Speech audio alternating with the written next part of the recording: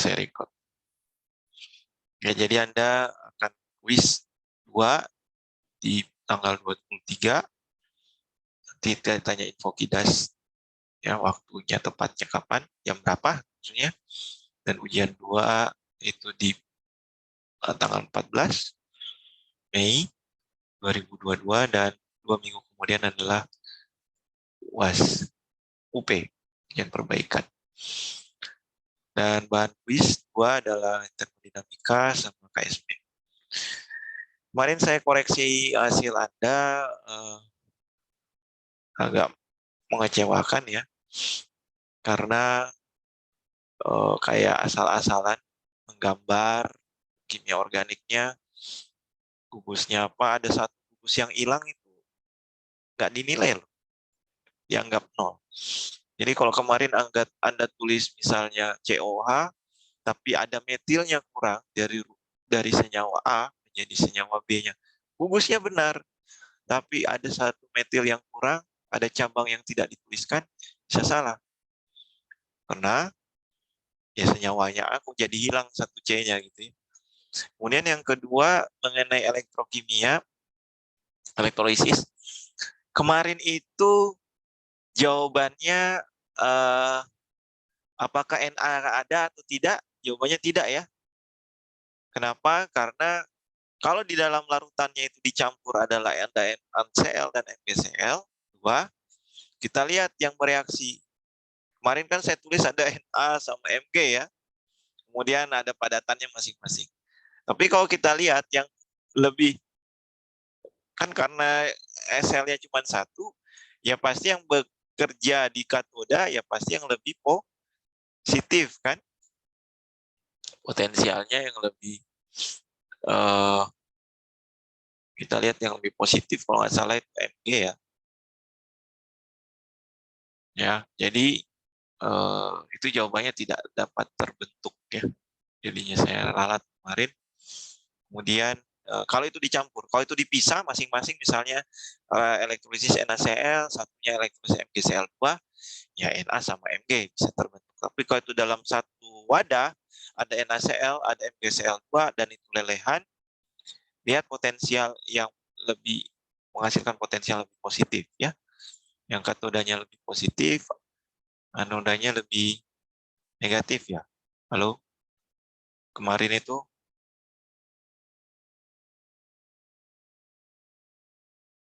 untuk menghasilkan potensial sel standar.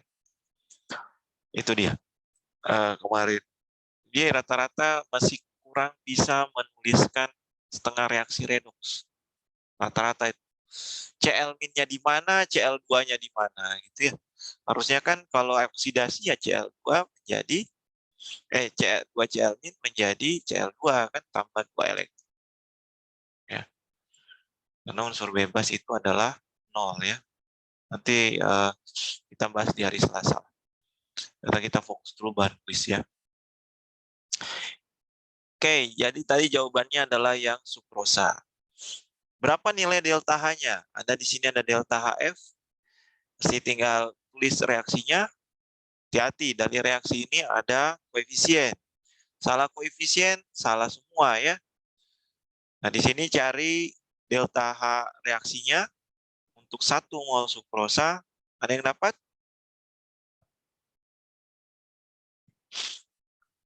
Nabila ada? Nabila? Ini yang jadi co-host siapa ini?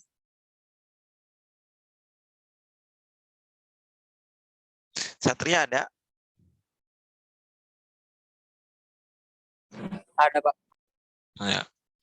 Seperti biasa Satria atau Dava, silakan. Oke. Yang hitung nggak nilai perubahan entalpi standarnya Satria?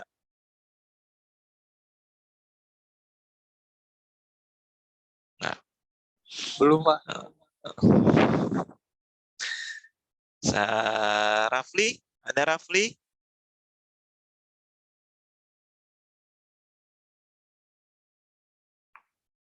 Nggak ada. Hafiz?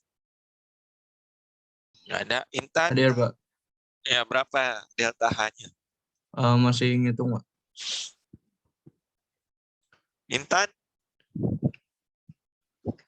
Biasanya Intan cepat. Ada Intan? Nggak ada. Putri? Min 4986,4 bukan, Pak? Min 49,86. Catat ya. Yang lain ada? Itu kilojoule per mol atau joule? Kilojoule ya. Kilojoule. Ya. Soal ini adalah soal standar. Artinya, kalau ini soalnya keluar, bersyukurlah kalian. Ya. Jadi saya bilang, kalau ini keluar di kuis, itu soal yang paling mudah. Ya, kalau ini keluar di kuis, tipenya seperti ini soal paling mudah. Yang biasanya ditanya itu adalah delta HF atau delta GF, ya, atau rentang temperatur. Nah, itu yang lebih agak menghitung pindah ruasnya, harus hati-hati dengan koefisien. Tapi kalau ditanya delta H-nya, delta G-nya, delta S-nya, itu standar. Jadi kalau Anda nggak bisa hitung ini, mau kita bicara kuis pun nggak lulus. Apalagi mau bicara ujian. Wah, Pak, ujiannya yang ditanya biasanya itu tadi. Jadi bisa delta GF yang dicari, delta HF-nya dicari, bisa delta atau S-nya dicari, atau nilai K-nya dicari, atau temperatur. Ya, masih ingat yang ln K sama dengan delta H per plus delta S per R ya. Delta H per T kalau nggak salah ya. Nah, itu bisa dilihat, bisa dicari berapa delta H-nya, delta S. Jadi jawabannya adalah salah. Nah, reaksinya salah ya atau benar? Kalau dilihat, ini CO2-nya 12. H-nya 22 kan? Berarti O-nya 35 ya? Begini? Halo? Nanti ini 35 per 2. Untuk 1 mol ya, ini harusnya 1 ya. Kalau Anda mau kali 2, ini 2. Ini 35, ini 24, ini 22 kan. Tapi itu nanti harus dibagi 2 hasilnya. Ini benar? Putri salah di mana? Salah ngitung, Pak. Tadi kurang-kurangannya. Waduh, gimana nih?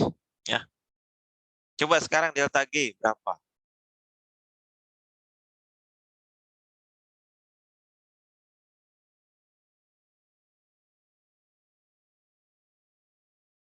Ini sudah ada delta GF, produk dikurangi reaktif. Ini selalu pasti salah ya. Selalu saya lihat mahasiswa ini nggak teliti dari segi kurang-kurangannya ya. Karena ada datanya minus, minus ketemu minus jadi positif kan. Nah, ini sudah ranah matematik yang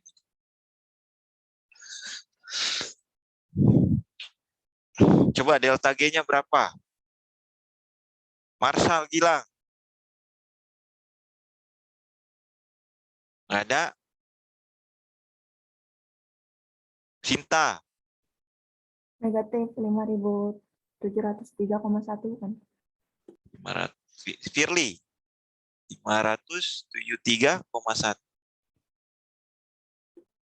5.707. Ya, betul. Apakah spontan? Spontan. Ini sudah bonus ya, poinnya 5. Spontan, jelaskan. Karena delta G-nya negatif. Doang. Ya. Nah, ini juga Anda bisa lihat dari nilai delta H sama delta S ya, yang kemarin positif negatif, negatif negatif, negatif positif gitu ya. Terus cari delta S-nya. Nah, tinggal masukin ke delta H min T delta S. Berapa ini? Jadi kalau 2 udah diketahui, satunya bisa mencari dari delta G sama dengan delta H min T delta S. Pilih dapat 1,822 kilojoule per Celsius. ini. Ya, jadi jawabannya kilojoule atau joule.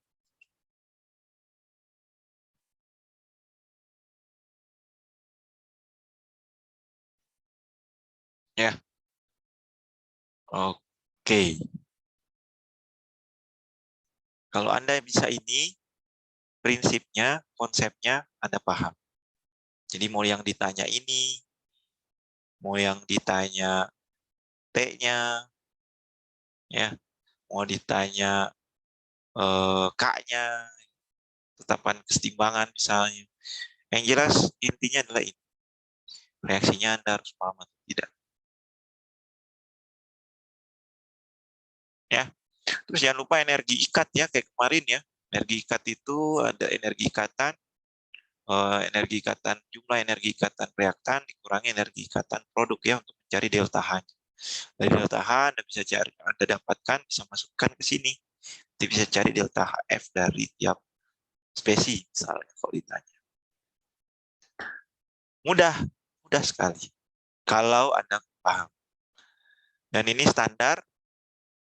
Kalau ini jadi soal kuis, di universitas lain ini bisa jadi soal ujian. Ya. Oke, itu termodinamika. Ada yang mau nanya? Tinggal latihan saja. Kalau Anda nggak latihan, nggak susah. Oke, kita lihat KSP. Batu ginjal mengandung endapan kalsium oksalat. Nah, kalsium oksalat endapan. Nilai KSP-nya 2,3 kali 10 pangkat min 9. Saya bisa nulis ya? Bisa. Berapa kelarutan molar kalsium oksalat?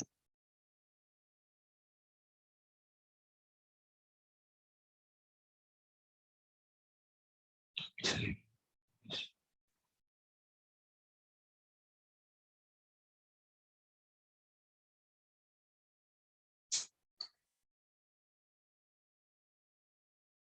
Ini kalau kuis keluar kayak gini,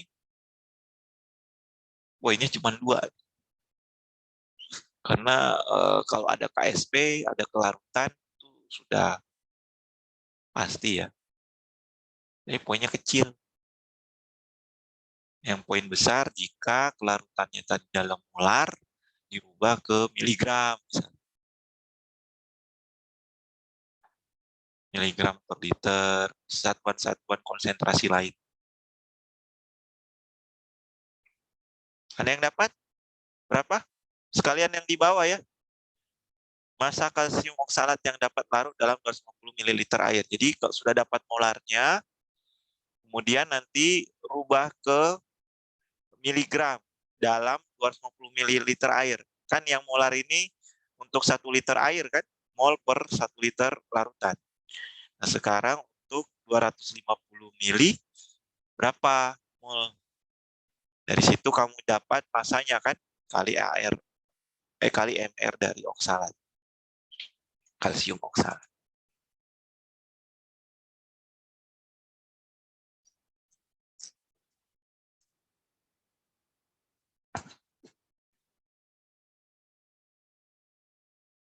Berapa?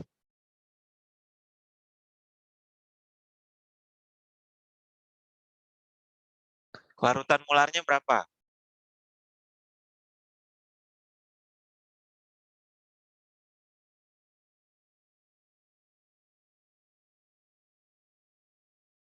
Kan CaC24 menjadi Ca2 plus dan C24 2 min.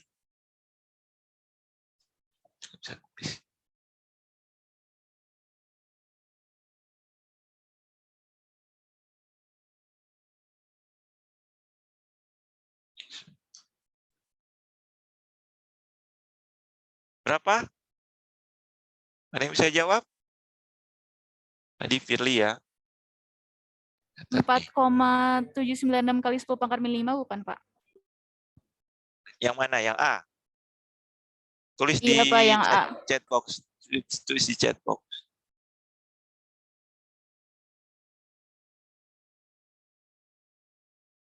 Yang B? 4,796 kali 10 pangkat min 5. Yang lain gimana?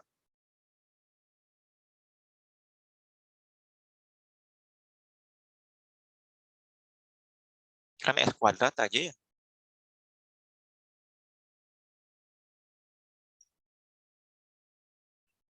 Terus ini dikali 250.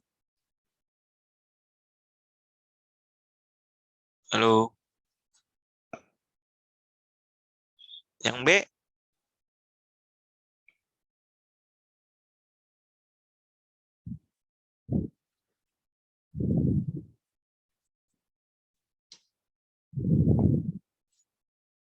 MR-nya berapa sih? Kalsium oksalat? 128 ya?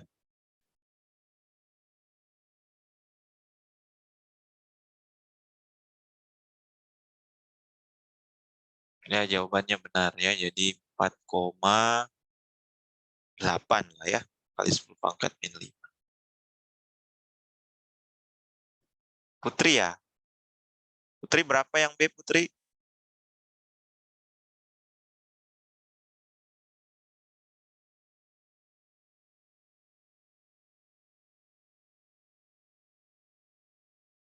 Ada yang lain? Berapa? Erlina 1,53 miligram. 536, 53 aja.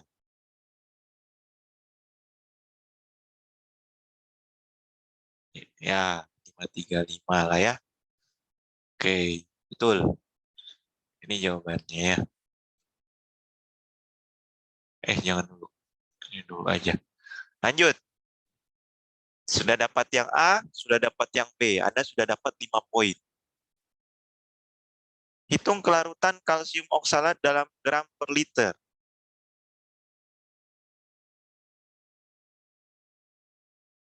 Mana jawabnya?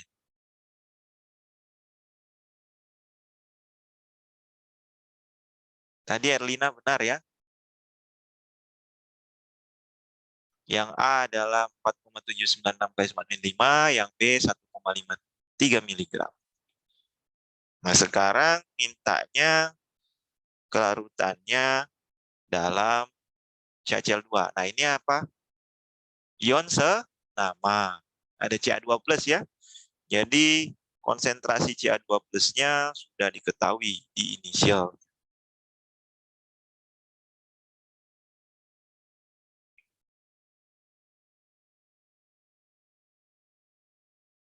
Berapa?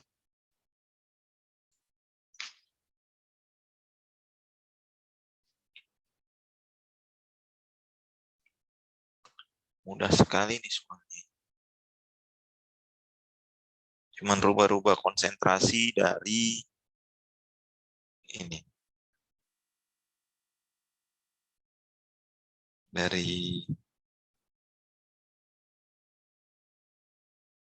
Dari kelarutannya.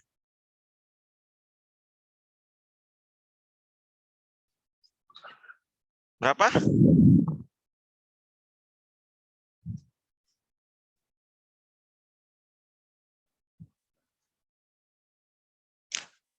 Putri sudah, Firly sudah. Intan ada? Naila? Dan Nabila?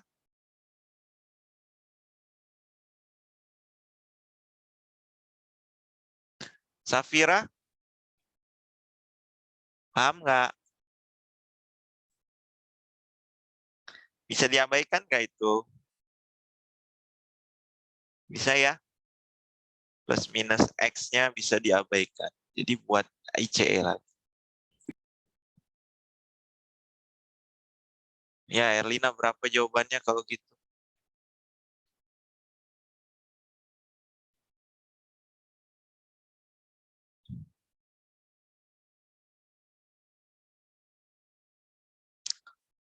Nggak ada. 64 orang tidak ada yang tahu.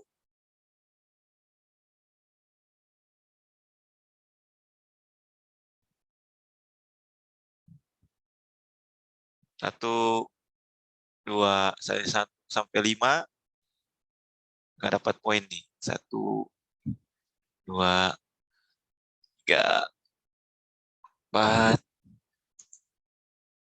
5. Firly sama tadi siapa? Erlina.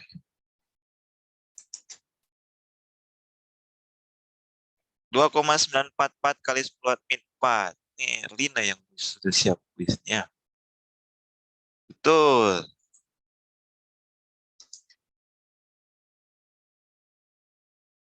Jadi Anda nanti ditulis-tulisnya di sini ya, di bawah sini. Ditulis jawabannya harus cukup. Kalau nggak cukup, biasanya Anda taruh di belakangnya. Jadi nanti Anda dikasih soal sudah seperti ini, terus nanti tulis langsung jawabannya. Oke, kita lihat jawabannya ya. Nah, penilaiannya seperti ini. Jadi kalau Anda benar menginterpretasikannya S kuadrat,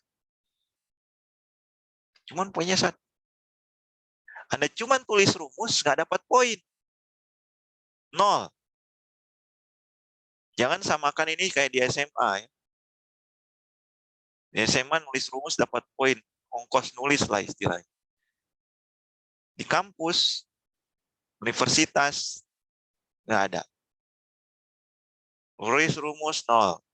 Ini artinya kan Anda sudah mengetahui bahwa S kuadrat dari KSP-nya. Nah, ini kan artinya ada jalan berpikir dari rumus ke memasukkan ungkapannya. Jadi kasih 1 poin.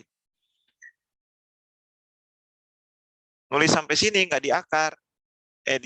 Kalau cuma sampai sini 1. Kalau dia di akar menyelesaikan sampai habis 1. Gitu ya.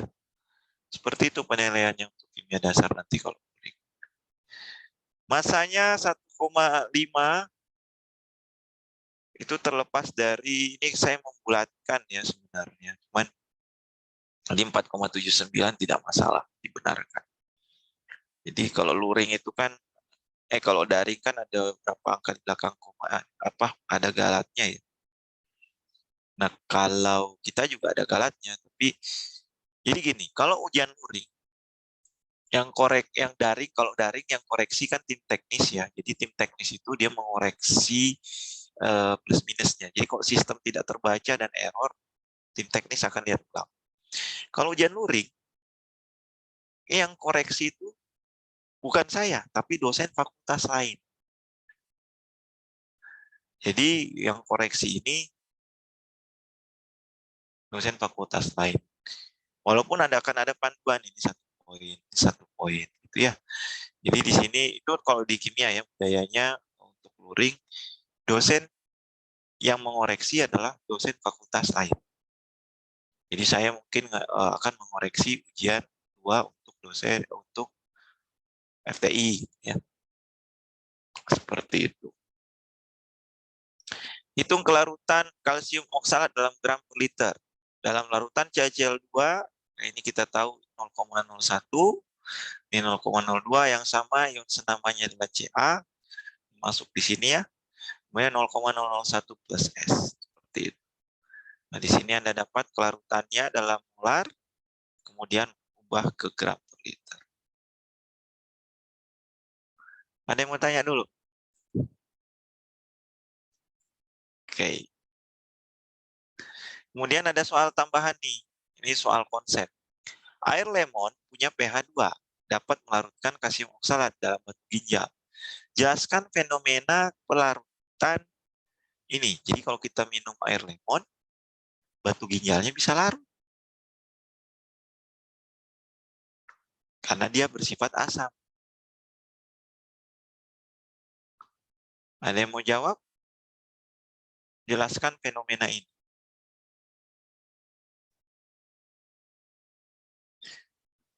Waktu saya mengoreksi, ini pH-nya 2.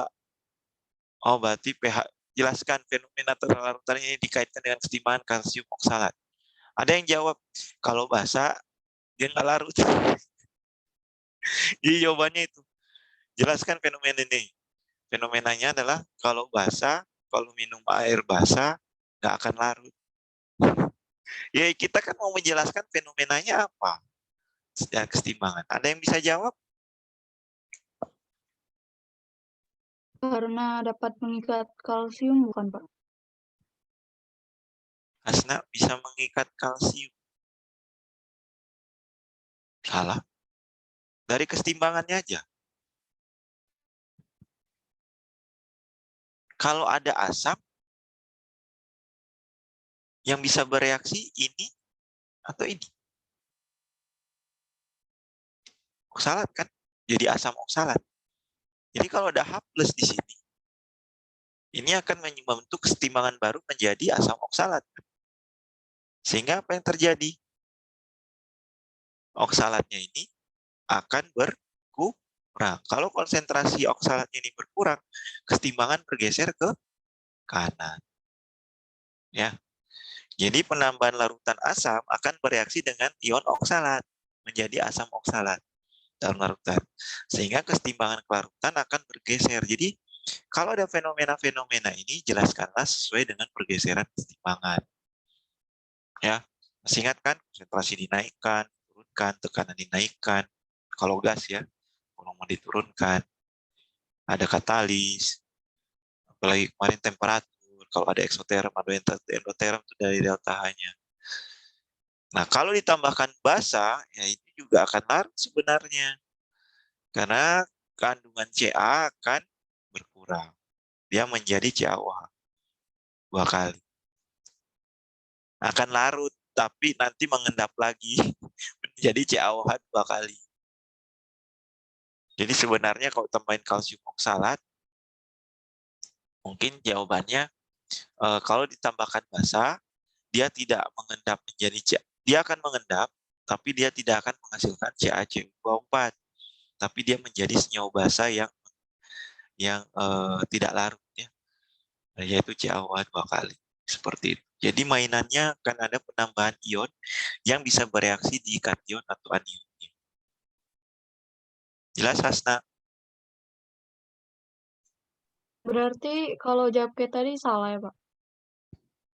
Alah, karena harus dikaitkan dengan kesetimbangannya.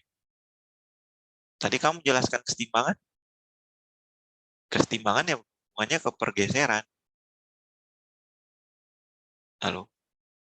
Iya Pak, paham. Makasih Pak.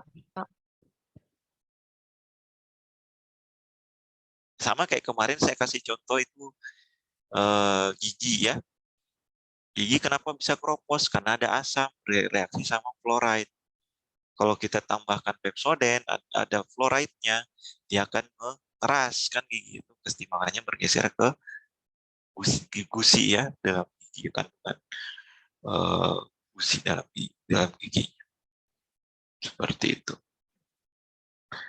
Jadi kalau ada pergeseran, kemudian ada fenomena-fenomena tertentu, Anda menjelaskan dari pergeseran kesetimbangannya. Paham ya? Ada yang mau ditanya sampai sini?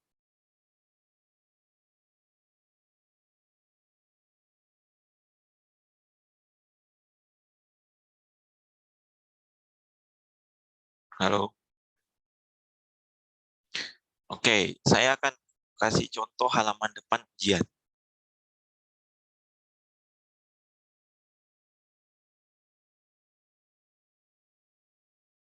Halaman depan ujian itu akan ada ini, seperti ini. Kelihatan? Jadi Anda tulis nama, NIM, kelas. Jangan lupa kelas Anda ya, kelas 30. Ada tanda tangan. Ini poin tiap nomor. Jadi kalau ada 7, berarti 7 soal kan? Satu berapa. Saya tadi soal nomor berapa poin itu Anda dapat. Petunjuknya di sini saat ujian luring, ini yang penting. Ini yang banyak mahasiswa tidak baca. Tuliskan jawaban dengan menunjukkan semua pekerjaan yang relevan di tempat disediakan pada soal. Jawaban numerik. Jadi Anda nggak bisa jawaban rumus. Jawabannya harus numerik. Bila tanpa disertai dengan bukti perhitungan untuk mencapai jawaban, akan dinilai nol. Nilai maksimum yang tertulis ada di akhir soal. Anda diperbolehkan menggunakan kalkulator. Nah ini udah wajib ya. Jadi kalau nggak bawa kalkulator ya kasihan kalau luring. Dan tidak diperkenankan dari telepon seluler. Jadi jangan pakai HP. Nanti HP semua masukkan ke atas. Kenapa Evan? Kemudian nanti akan ada rumus-rumus yang diketahui gitu ya. Ini misalnya. Jadi sudah ada. Anda nggak usah hafal. Nggak usah bawa contekan. Usah. Jadi di sana Anda cuma bawa kalkulator dan alat tulis. Oret-oret semua di sini. Di lembar jawaban. Ya. Dan ada tabel periodik mengikuti AR-nya ya. Jadi Anda nggak usah bawa tabel periodik. Anda nggak usah bawa rumus-rumusan. Rumus-rumusnya semua ada di sini. Gitu ya. Ini kan ln K, NFE, delta G, NFE. Delta G, RT ln K nggak ada ya. Jadi cantumin juga di sini. Seperti itu. Ya. Jadi bawa kalkulator sama alat tulis saja. Sama KSM pasti.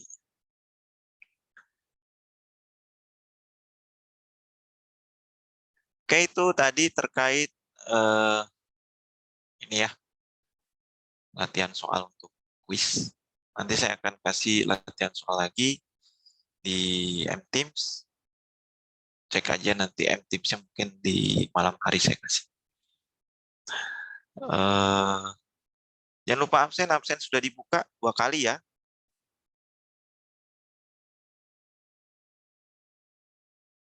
Bapak mau nanya, Ya, kenapa?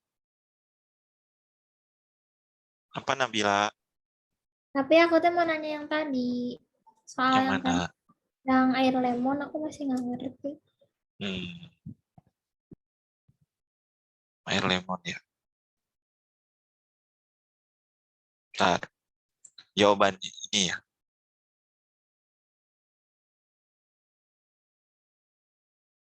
Kenapa? Yang ini? Iya, Pak. Jawabannya aja. Bentar, jawabannya. Heeh.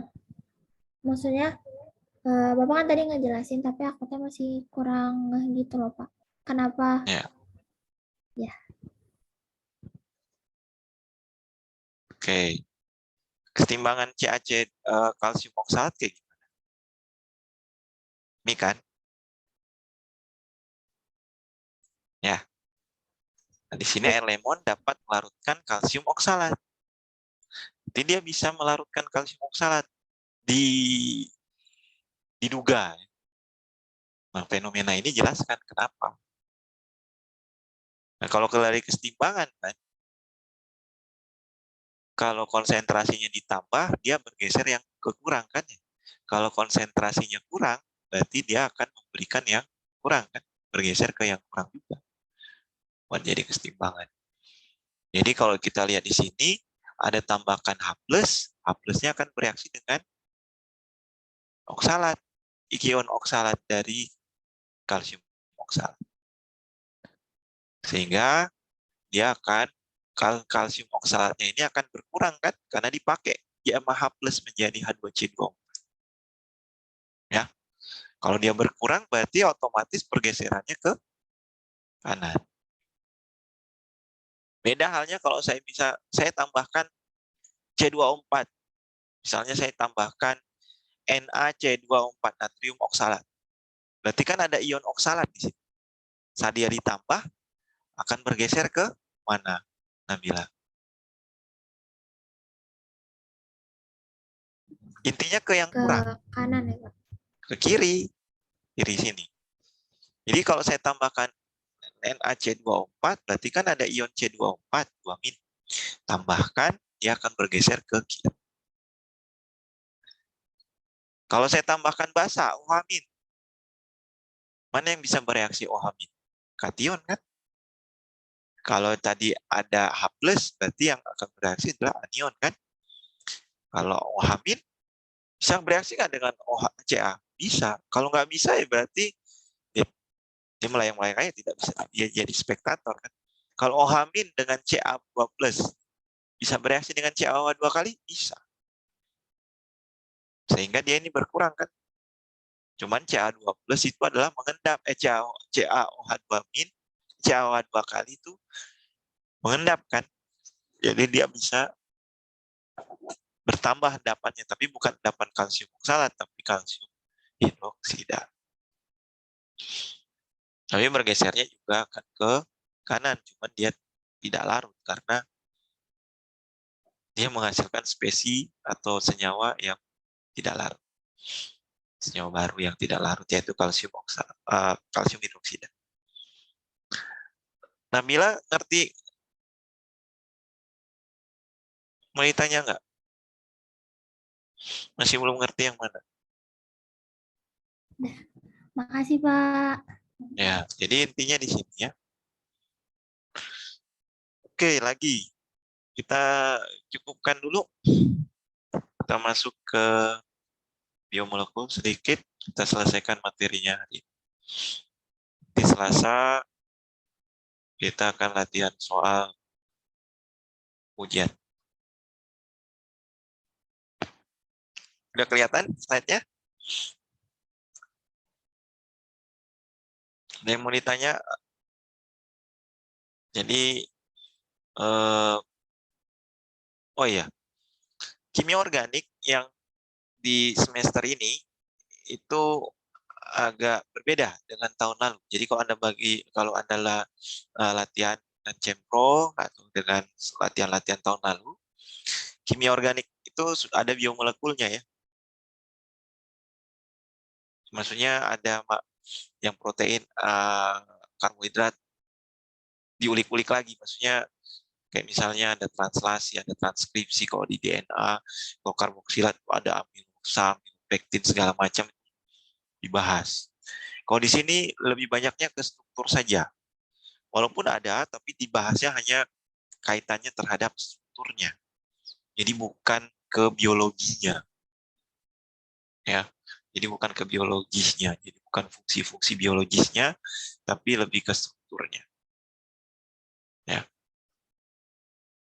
Oke, kemarin sudah sini, ini kita sudah latihan soal, kemudian ether, aldehid, keton, asam karboksilat, ini yang banyak keluar kalau di pembentukan ester, kemudian di reduksi, hidrogenasi, sama kalau di hidrolisis. Hidrolisis itu berarti artinya bereaksi sama air ya. Dia menjadi basa konjugasi dan asam. Nah ini ya. Atau ditambahkan basa sama saja karena airnya ini bersifat basa, asam karboksilat bersifat asam, dia bisa menjadi ion anion gitu ya, dan air. Kalau yang tambahin air dia menjadi H3O+ ya. Kemarin, kemudian ester itu dibuat dari asam karboksilat tambah alkohol.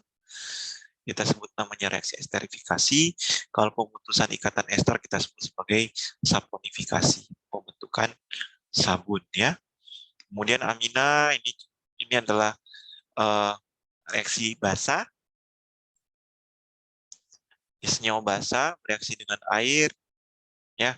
Dia menjadi asam konjugasi dan basanya ya. Sama aja kalau kita tulis NH3 bereaksi dengan air menjadi NH4+ plus OH- ya. Sama aja, cuman C-nya aja banyak di sini. Ya, bisa banyak misalnya ya. Itu aja. Ininya aja yang bikin bingung. Yang jelas Anda lihat fungsinya ya. Ini kalau kita tambahkan asam, kita tahu ini basa. Ini asam gitu ya. Ini jadi garam ya sebenarnya ini. Jadi ini jadi NH4+ kan. Misalnya. Sama aja kalau saya bilang NH3 tambah H+ menjadi NH4+. Ini ada cabangnya, ini ada cabangnya misalnya. Seperti itu. Kemudian amida itu ada amida. Amida itu adalah dari asam karboksila ditambah amida.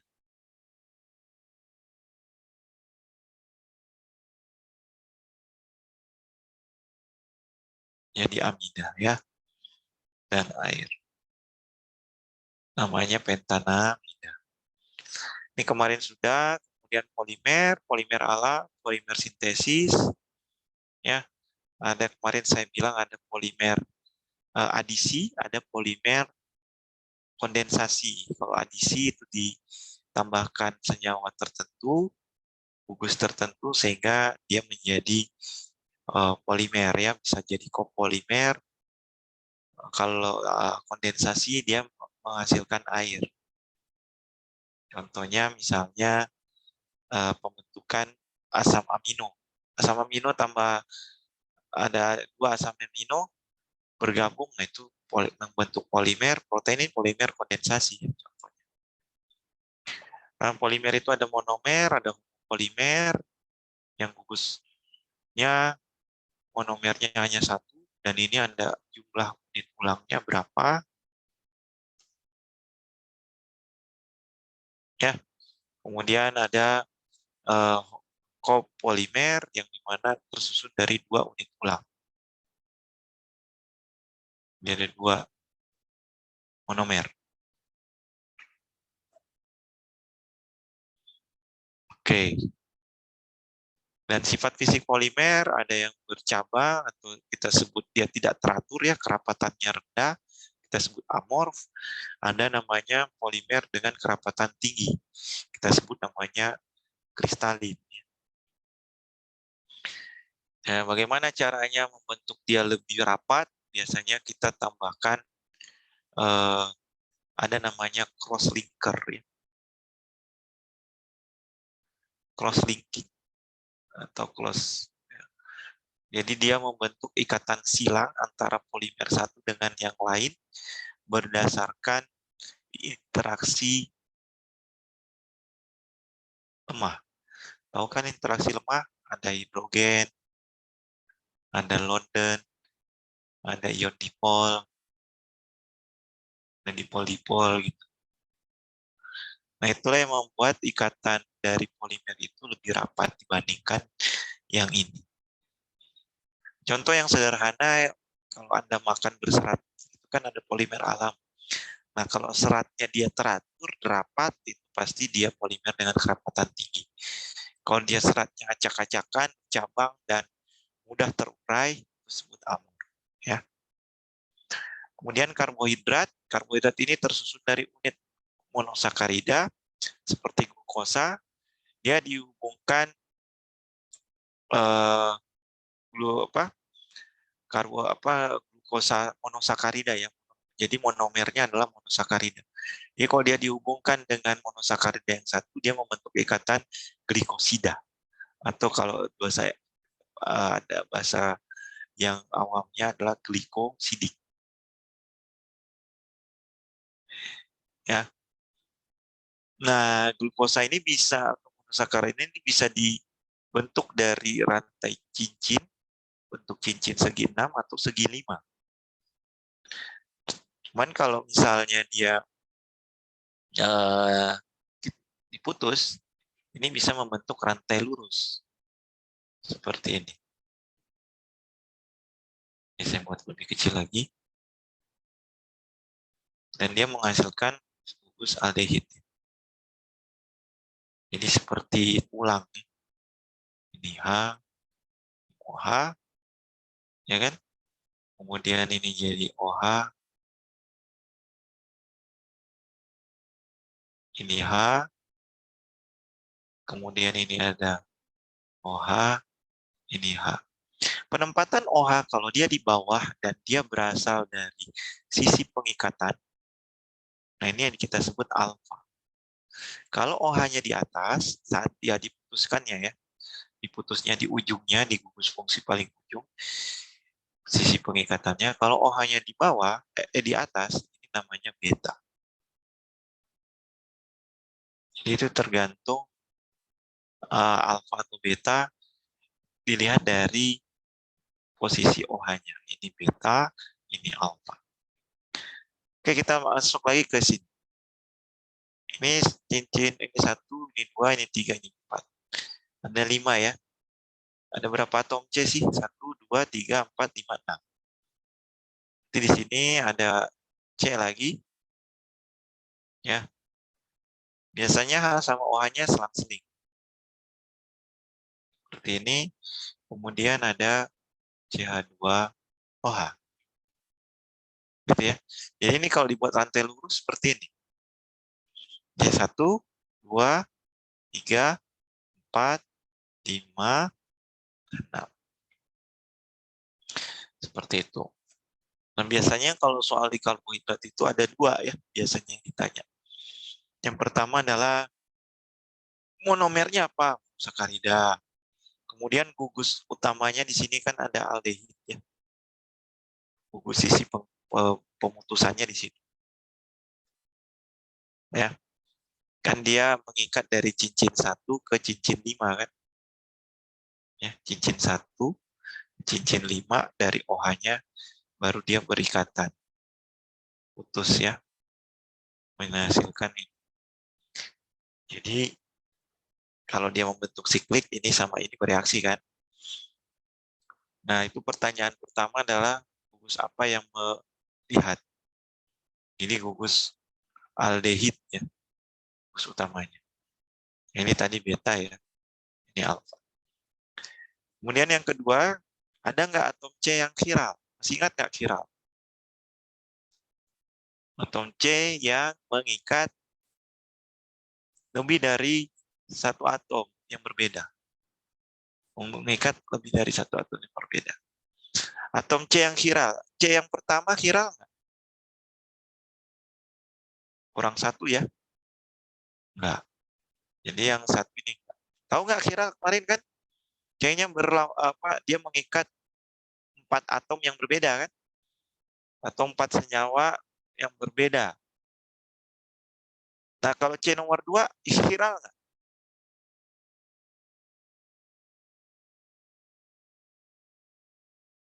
C yang ini yang di atas dia mengikat aldehid, C yang ini mengikat H, C yang ini mengikat OH, C yang ini mengikat semua.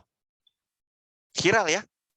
Senyawanya beda kan? Satu mengikat OH, satu mengikat H, satu mengikat C aldehid, satu mengikat rantai lurus panjang ini. Jadi ini C nomor 2 chiral. C nomor 3 chiral nggak? C nomor 3 dia ngikat H, kemudian dia ngikat OH, dia ngikat atom C yang ini, dia ngikat juga atom C yang ini dengan senyawa yang berbeda ya, chiral. Jadi atom C nomor 3 juga chiral. Atom C nomor 4. Di atas dia ngikat ini, kemudian dia ngikat H, kemudian dia ngikat OH, dan dia ngikat di bawah. Beda ya. Jadi tidak ada yang sama. Atom C nomor 4 juga chiral. Atom C nomor 5, chiral nggak? Chiral juga. Dia mengikat CH2OH, kemudian dia mengikat rantai panjang di atas, kemudian H dan OH. Sekarang saya tanya, yang rantai C6, chiral nggak? Enggak ya. Kenapa? Karena ada H-nya 2, O dan H kan. Ini yang di atasnya ya. Jadi ini bukan chiral. Jadi yang chiral adalah atom C2, 3, 4, dan 5. Paham sampai sini?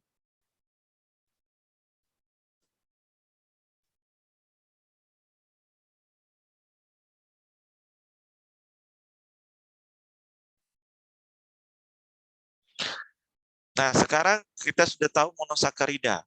Golongan monosakarida ada 3 ya, ada glukosa, ada galaktosa, dan fruktosa. Bedanya kalau glukosa ada gugus aldehid dan cincin 6. Kalau fruktosa dia cincin 5. Dia ada gugus keton.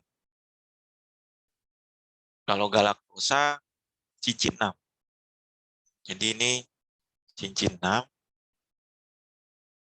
ini cincin 6, ini cincin 5.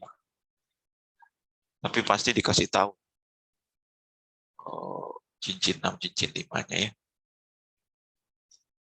Nah ini yang nggak keluar, tapi ya dikasih tahu aja lah. Glukosa itu merupakan unit penyusun selulosa dan pati. Ya. Dan ada namanya disakarida. Disakarida itu artinya tersusun dari 2 monomer, 2 monosakarida. Jadi kalau di disakarida itu ya, kalau monosakarida 1, disakarida 2 gulanya. Ya. Sukrosa itu adalah gabungan antara glukosa dan fruktosa. Nah, fruktosa ini tadi cincin 5 ya. Glukosa cincin 6. Jadi secara struktur ini ikatan glikosidiknya. Jadi ini tadi kan ada H ya. Ini OH kan tadi ya. Kemudian di sini harusnya ada OH di sini. Nah, OH sama H bereaksi nih. Jadi ini harusnya ini kalau kita putus ini jadi OH, ini juga jadi OH ya. Nah, ini kalau ini putus ini kan harusnya OH H misalnya. OH. Kalau ini putus, ini akan bergabung menjadi ikatan 1. Kenapa 1, 4? Karena ini 1 kan. Ini 2, 3, 4, 5, 6 kan. Ini C-nya berapa nih? 1, 2, 3, 4, 5 berarti. Nah ini namanya ikatan glikosidik. Ikatan glikosidik atau glikosida. Tapi dia terhubung dari 1 dan 5. Jadi 1, 5 glikosidik. Gitu. Kalau 1, 4 berarti ya dia mengikatnya dengan gugus glukosa yang lain yang tadi unit ulangnya banyak. Nah, dia mengikatnya seperti ini. Kalau disakarida glukosa dengan glukosa misalnya.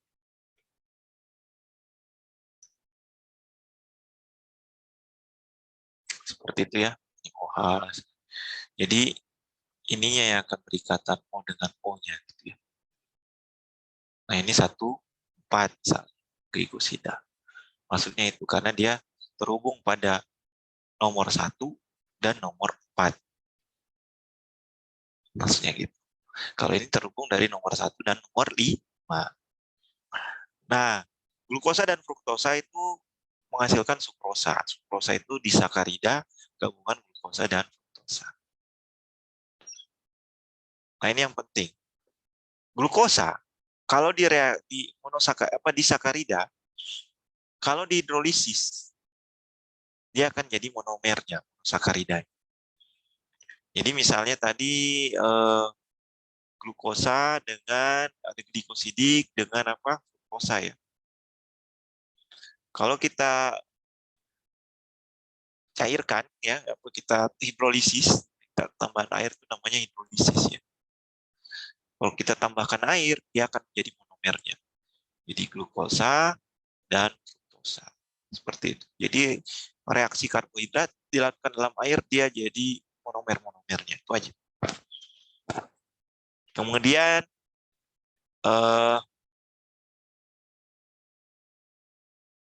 nah ini, sebagian besar pati ya tersusun campuran polisakarida. Ada namanya polisakarida. Kalau monosakarida 1 gula, disakarida 2 gula. Jenis gulanya tadi kan bisa glukosa, fruktosa, dan galaktosa. Ini aja. Jadi monomernya itu hanya 3, glukosa, fruktosa, dan galaktosa. Ya. Nah, itu bisa glukosa dengan glukosa, disakarida, atau glukosa dengan fruktosa, atau glukosa dengan galaktosa.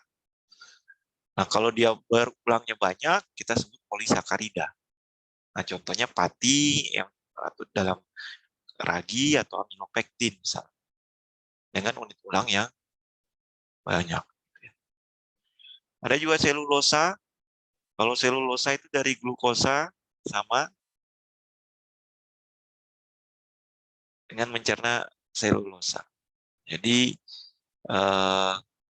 dia biasanya 1,6 ya, 1,6 dengan glukosa. Ya, glukosa dengan glukosa, ikatan glikosidinnya.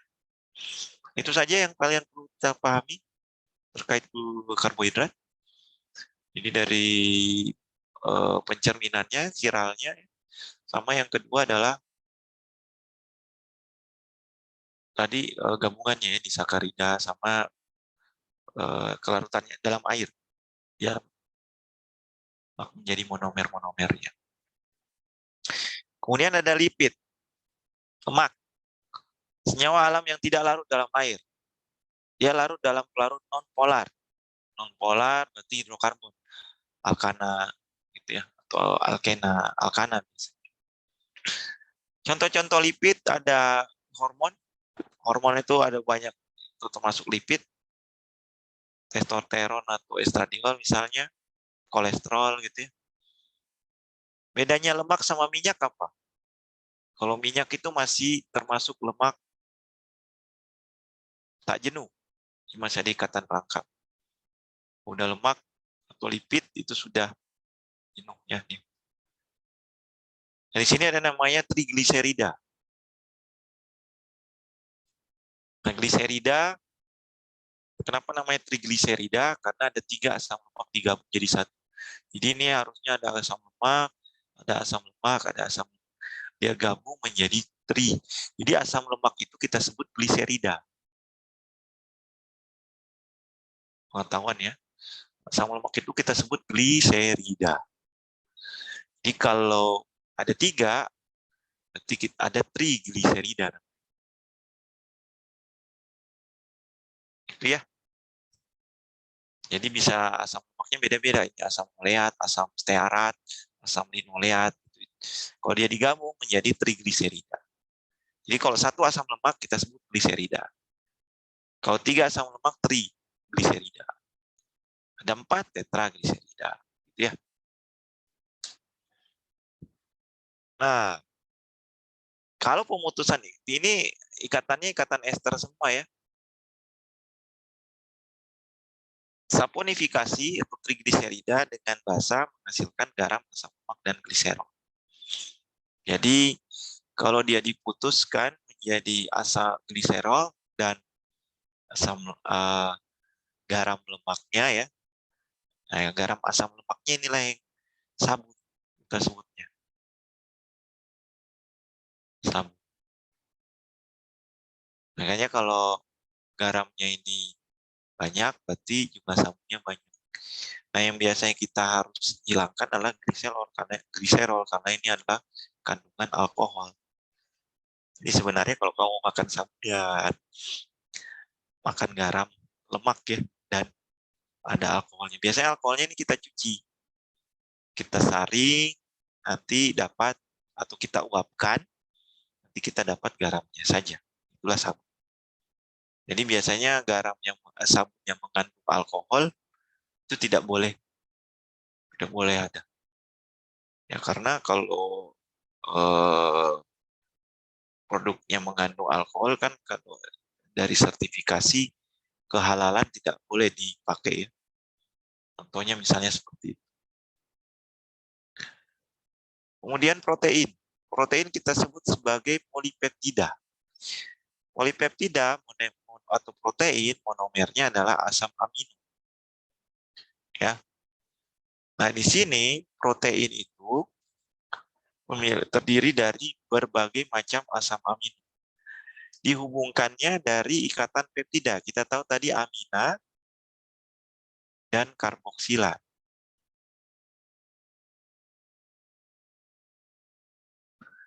Nah, dalam asam amino itu ada gugus asam karboksilat dan ada gugus amina. Tadi kan amina tambah asam karboksilat jadi amida kan? Nah, itulah kita sebut ikatan peptida. Nah, asam aminonya itu banyak. Yang penting Anda tahu 3 hal. Yang pertama, asam amino ini adalah golongan asam karboksilat. Ada asam karboksilatnya. Jadi, ini bersifat asam dan juga bersifat basa. Jadi asam amino itu sebenarnya senyawa yang bersifat asam nanti bersifat basa. Kalau kita sebut ada namanya sweeter ion ya, yang dimana ada sifat formuла ion positif dan negatif. Ada titik isoelektriknya, itu nggak usah dibahas. Jelas ada bersifat asam. Isi bersifat asamnya ini, bersifat basanya ini. Jadi kalau Anda uji protein, Anda tambahkan asam, kemudian akan memerahkan kertas lakmus. Ininya yang putus. Kalau basa, Anda tambahkan basa banyak, dia membirukan kertas lakmus. Ininya yang putus menjadi Na3. Kemudian asam amino protein kan bisa dirusak ya. Misalnya dengan dipanaskan. Dengan pemanasan kan contohnya adalah masak telur. Itu kan proteinnya hancur. Jadi asam-asam amino. Nah, itu kita sebut denaturasi protein. Denaturasi protein itu adalah rusaknya struktur protein.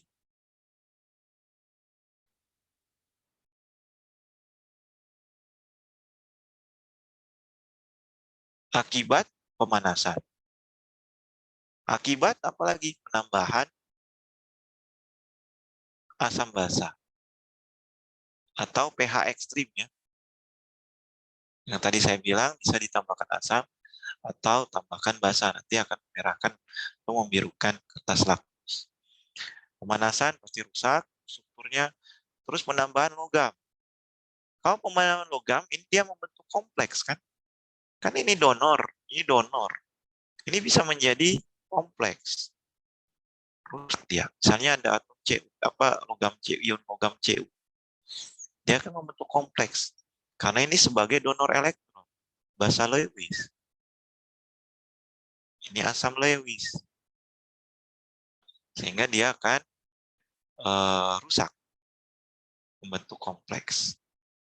Satu lagi, pemanasan sudah, penambahan asam basa sudah, logam, bisa juga kita tambahkan garam. Kenapa kita tambahkan garam bisa rusak? Ya karena ini aktif nih. Jadi protein itu nanti ada namanya, misalnya dia membentuk ikatan peptida ya.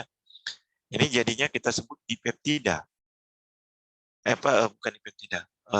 Dua asam amino kan?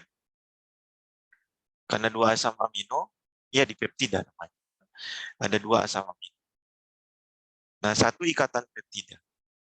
Misalnya ini asam amino 1 dengan asam amino 2 membentuk ikatan peptida kan tadi saya bilang. Nah, di sini ada ujung. Namanya ujung karboksilat dan ada ujung amina. Nah, pada protein, kalau kamu tambahkan garam, kan ada kation anion. Nah, kationnya bisa bereaksi dengan CO-. Misalnya ini Na+, ini Cl-. Gitu ya. Jadi, setidaknya dia bisa merusak struktur dari protein tersebut. Ya. Jadi, namanya denaturasi protein. Ada namanya renaturasi. Kalau renaturasi, itu pembentukan ikatan peptida. Pembentukan ikatan struktur protein ya, pembentukan struktur protein. Ya, diakibatkan ya adanya senyawa aktif atau gugus aktif yang bisa membentuk ikatan peptida amida tadi. Nah, asam amino kan Anda sudah sering lihat ya mungkin di biologi ya, tapi ini kita nggak akan membahas secara detail. Yang penting Anda tahu mana ujung karboksil dan ujung amin. Nah, cuman yang Anda perlu juga ketahui, asam amino itu kan banyak ya, nggak usah dihafal. Kan nggak keluar. Yang keluar hanya apa tadi? Secara struktur. Nah, kalau asam amino ada yang bersifat asam, ada yang bersifat basa. Yang bersifat basa, ini contohnya arginin. Kenapa? Dia ada gugus N. Semakin banyak donor elektron, semakin dia bersifat asam. Ya, contohnya apalagi yang bersifat asam. basah. Semakin dia banyak donor air, dia semakin basah. Contohnya asparagin. Asparagin juga bersifat basah karena dia N. Ada juga fenilalanin. Sorry, bukan fenilalanin. Cari lagi yang N. Glutamin. Nah, ini juga bersifat basah. Histidin. Nah, ini bersifat basah, N-nya banyak. Ya. Seperti itu. Kemudian kalau yang bersifat asam, berarti yang memiliki sifat asamnya banyak gitu ya. Ini kan konjugasi asam, pasti ini bersifat asam. Prolin. Ini basah. Ini basah. Ini basah tadi ya. Mana lagi? Glutamic acid, namanya asam glutamat, berarti dia bersifat asam. Amino yang bersifat asam. Mana lagi yang bersifat asam? Ini tadi yang basah ya. Ini juga basah. Seperti itu. Nah, ada juga yang mengandung sulfur ya. Yang mengandung sulfur ada sistein dan sistin. Metioninnya ini. Tapi ini enggak, yang keluar cuma asam basahnya saja ya. Nah, kalau asam basah masuk ke asam basah lemah. Ya, nanti direaksikan sama yang bereaksi mana dia kelarutan dalam air, ada KAKB-nya. Tapi rata-rata sih enggak seperti itu yang keluar ya. Tapi Anda tahu mana yang asam, mana basah. Pokoknya banyak karboksilnya, asam karboksilnya itu basah asam, kalau banyak donornya itu asam, basah. Kemudian ada yang bersifat aromatik. Nah ini pasti yang menghasilkan warna. Jadi asam aminonya bisa berbau, ya, bau harum atau berwarna, itu yang mengandung aromatik. Fenilalanin atau triptofan atau tirosin. Ya, struktur protein itu sebenarnya ada namanya struktur primer, sekunder, tersier, dan kuaterner. Kalau primer itu berarti membentuk ikatan peptida. Nah, kalau sekunder dia dihubungkan dengan interaksi-interaksi lemah. Itulah interaksi hidrogen, van der Waals ya. Van der Waals itu isinya hidrogen, London, dipol-dipol gitu ya. Sama ion dipol. Kalau tersier sama kuaterner, itu interaksi lemahnya lebih banyak lagi di antara satu asam amino dengan asam amino lainnya. Ya, kuaterner udah 3 dimensi, udah lebih banyak. Ya, yang penting Anda tahu mana interaksi hidrogen antara strukturnya satu dengan yang lainnya. Ya kan masih ingat interaksi hidrogen kayak antar molekul, misalnya O sama H. Ya, ini interaksinya, garis putus-putus. Contohnya seperti itu dengan asam amino satu dengan yang lain. Dan tadi ujung N atau kita sebut ujung amina ya, ujung N. Dan ini ujung C disebut ujung karboksilat ya. Nah, itu dia memiliki ion. Artinya sifat ionik yang tinggi ya. Jadi dia bisa bergabung dengan anion atau kation dalam struktur protein. Dan dia bisa hidrogen bond, dipol-dipol, kemudian bisa Londonnya ini misalnya London. Oke, kemudian asam nukleat. Asam nukleat itu ada 2, ada DNA, ada RNA. Isinya apa? Isinya ada gula, namanya ribosa. Jadi ada namanya deoksiribosa, bedanya ini. Deoksi sama ribosa. Jadi ada ini gula ribosa sama gula deoksiribosa. Jadi isi dari DNA sama nukleat itu ada gula, ada basa, dan ada fosfat. Nah, basa inilah yang akan menerjemahkan kode genetik. Ada adenin, guanin, sitosin, itu. Nah, bedanya adalah di sini ada deoksiribosa. Kalau gula ribosa, deoksi kan, berarti hilang ikatan OH. Kalau ribosa ada OH di sini. Jadi bedanya itu saja. Jadi ada OH yang hilang. Ya, kalau DNA sama RNA. Kemudian kalau basanya ini tadi ya, ini ribosa. Ini deoksiribosa. Bedanya. Kalau ribosa cincin 5, deoksiribosa cincin 6, tapi ini cincin 5 ya. Ini nanti saya lihat lagi ribosa itu gula ribosa. Deoksiribosa. Harusnya ribosa di sini. Deoksiribosa bukan ini gambarnya. Nah, yang penting adalah basanya. Basa, jadi dia dihubungkan sama senyawa basa. Punya donor elektron. Nah, basanya itu ada sitosin, guanin, urasil, timin, dan lain-lain. Nah, ini nggak usah dihafal. Yang penting, oh ini. Cincin 5 kan?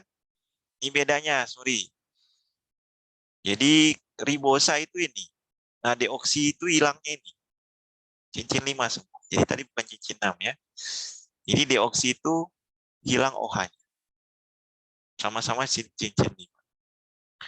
Nah, ini kan basa ya. Basa DNA sama RNA kan beda ya. Nah, cuma yang punya fosfat.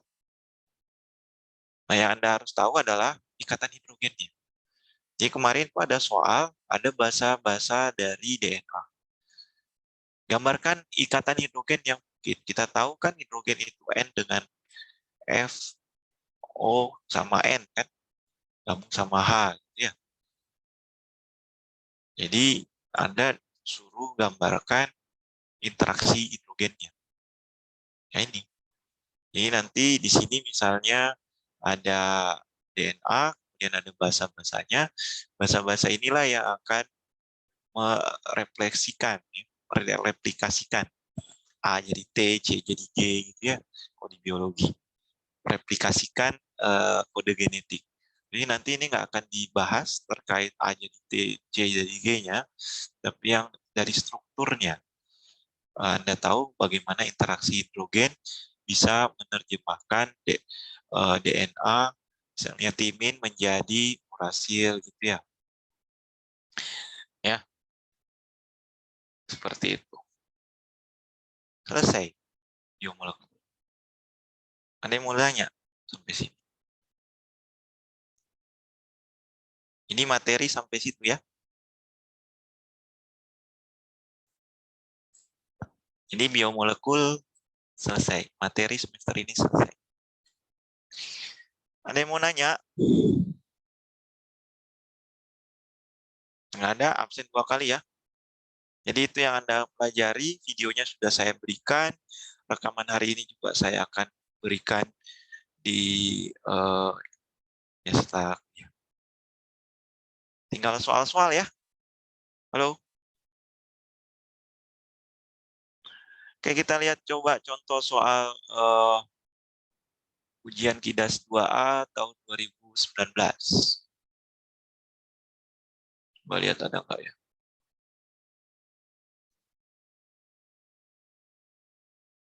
Wah, mana nih Pak ujian? Tapi karena Sabtu mau kuis termo, dinamika sama KSP, saya munculkan soal KSP-nya aja ya.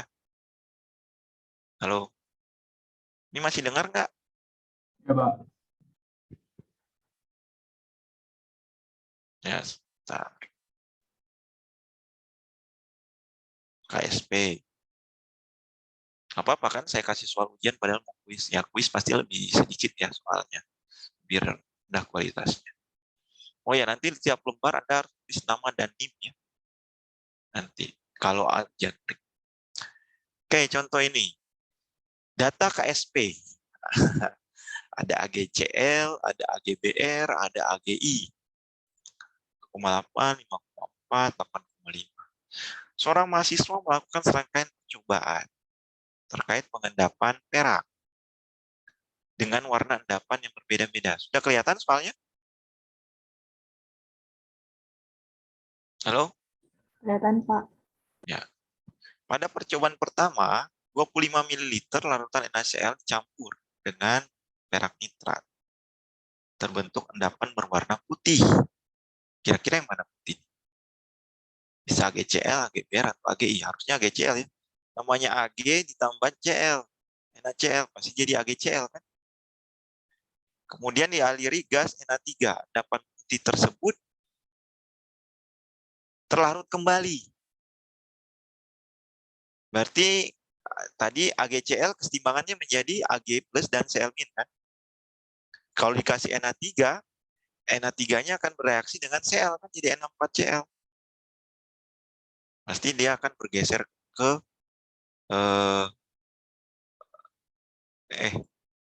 tambah Na3 jadi HCl. Harusnya dia Cl-nya berkurang kan ya? Ya menjadi AgCl-nya akan terurai kan jadi Ag plus dan Cl. Tuliskan persamaan reaksi pembentukan endapan putih. Ini kan 2 poin. Tuliskan persamaan reaksi pelarutan endapan putih. Jadi Anda harus lihat, ini Anda dipusingkan dengan KSP-nya kan, karena Ag banyak nih, ada Ag, Ag, BRC. Ada semua. Pertanyaannya adalah, tadi AgNO3 ditambah NaCl kan jadi AgCl. Anda nggak bisa ini keterlaluan ya. Dah, tuliskan persamaan reaksi pelarutan endapan putih pada subsoal A. Jadi kalau endapan putih dilarutkan dalam air yang menjadi Ag plus dan Cl min kan. Cuman dia ditambahkan gas amonia. Nah, Ag plusnya bereaksi dengan amonia. Bukan jadi N4Cl ya, jadi kompleks. Ya. Jadi ada nilai K yang baru ya. Seperti ini. Karena intinya ini larut kembali kan, berarti Ag plusnya dipakai kan menjadi kompleks sehingga AgCl-nya berkurang Ag-nya dipakai, Ag plusnya berkurang sehingga pergeseran ke kanan ya, ke Ag plus dan Cl min-nya kan, sehingga dia menjadi cuma 4 poin, salah reaksi salah semua, lengkap lagi dengan fasanya. Kalau salah nggak ada fasanya 0. Kan poinnya cuma 0 atau 2. Jadi kalau fasanya nggak ada, 0. Berarti Anda nggak tahu fasanya. Tapi kadang ada yang baik.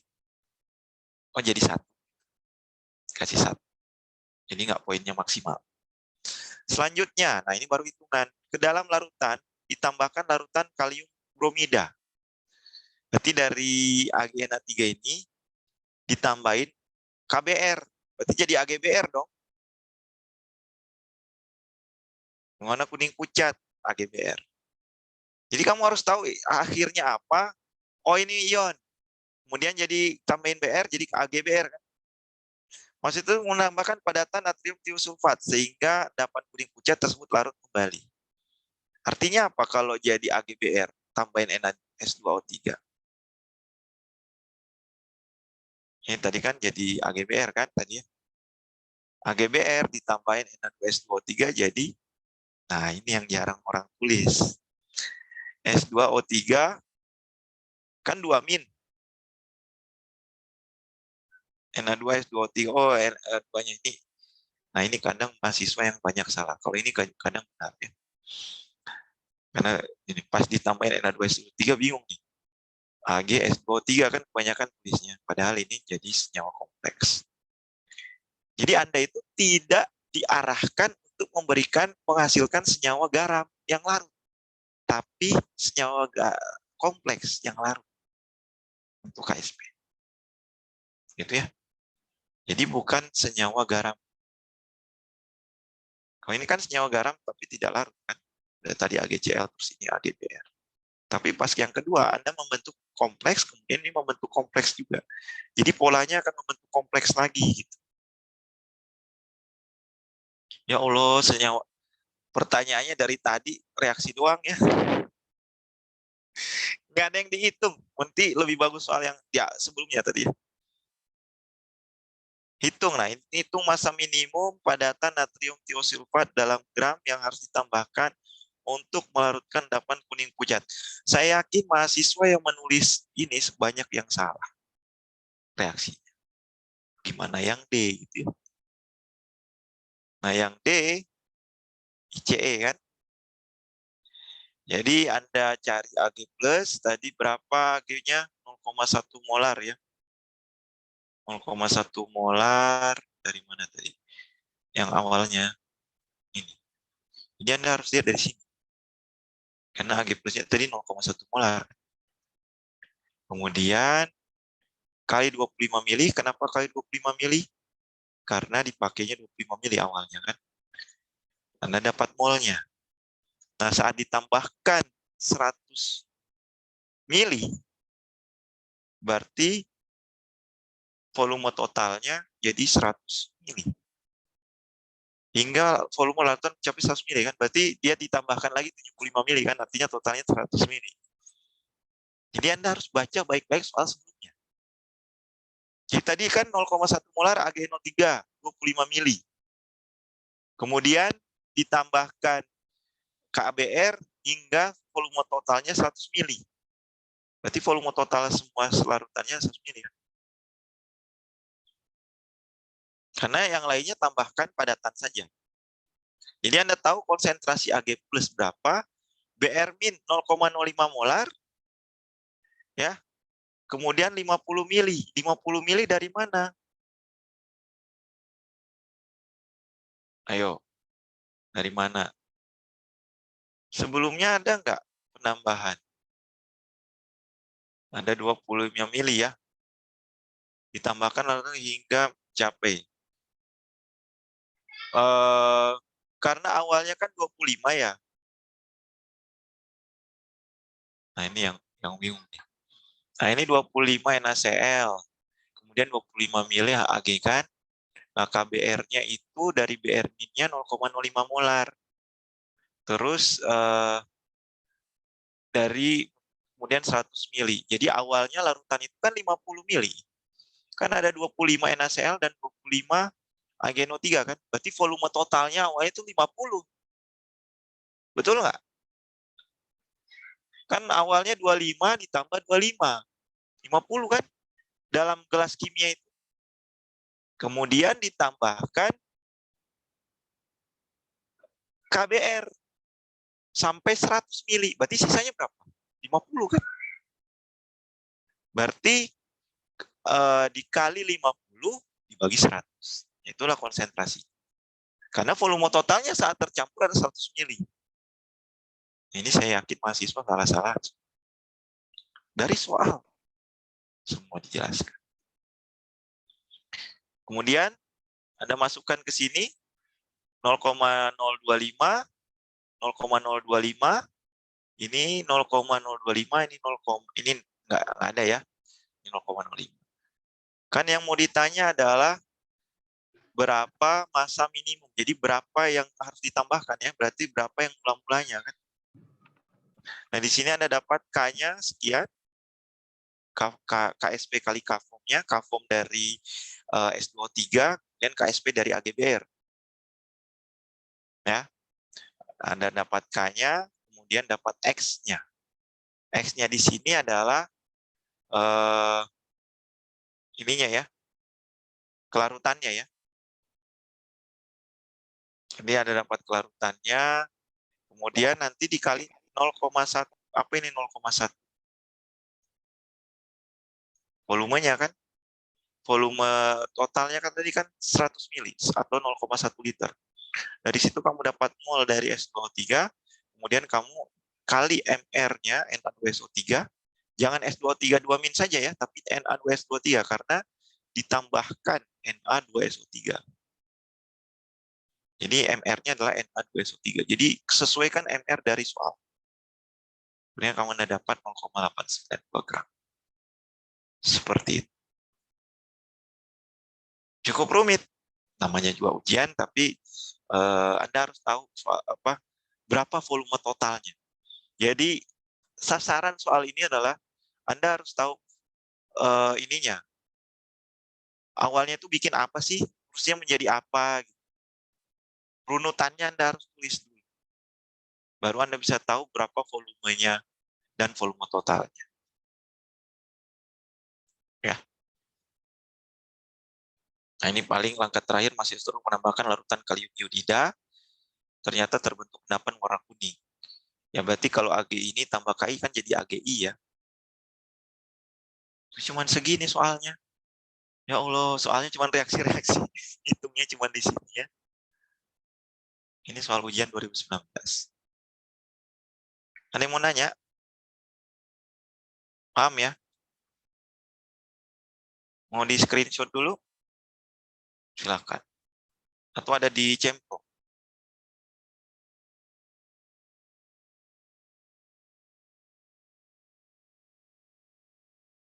Oke? Kalau tidak ada, selamat belajar untuk kuis. Nanti kita ketemu hari Selasa. Absen jangan lupa 2 kali ya. Ada pertanyaan nggak? Nggak ada. Oke, itu saja. Terima kasih. Sampai ketemu hari Selasa. Oke, ada yang mau nanya apa? Maaf, informasi untuk screenshot partisipan hari ini sudah saya kirim. Oke, terima kasih. Oke, kalau tidak ada, terima kasih. Sampai ketemu hari Selasa. Selamat menjalankan ibadah puasa yang menjalankannya. Terima kasih. Assalamualaikum warahmatullahi wabarakatuh. Selamat sore. Waalaikumsalam. Waalaikumsalam. Terima kasih, Pak. Sore, terima kasih. Makasih banyak, Pak. Ya.